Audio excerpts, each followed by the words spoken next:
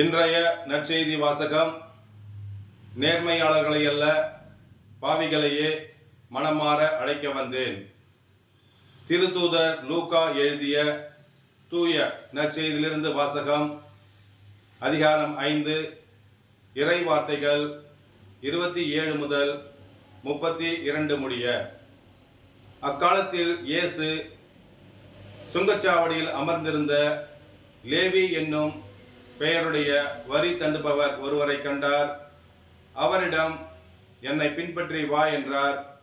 அவர் அனைத்தையும் விட்டுவிட்டு எழுந்து இயேசுவை பின்பற்றி சென்றார். இந்த லேவி தம் வீட்டில் அவருக்கு ஒரு பெரிய விருந்து அளித்தார். வரி தண்டுபவர்களும் மற்றவர்களும் பெருந்திரளாய் அவர்களோடு பந்தியில் அமர்ந்தார்கள். பரிசேயர்களும் அவரை சேர்ந்த மறைநூல் அறிஞர்களும் முணுமுணுத்து இயேசுவின் சீடரிடம், பாவிகளோடும் வரி தண்டுபவர்களோடும் சேர்ந்து நீங்கள் உண்பதும் குடிப்பதும் ஏன் என்று கேட்டனர். இயேசு அவர்களுக்கு மறுமொழியாக, நோய் அற்றவருக்கல்ல, நோய் உற்றவருக்கே மருத்துவர் தேவை. நேர்மையாளர்களை அல்ல பாவிகளையே மனம் மாற அழைக்க வந்தேன் என்றார். ஆண்டவரின் அருள்வாக்கு.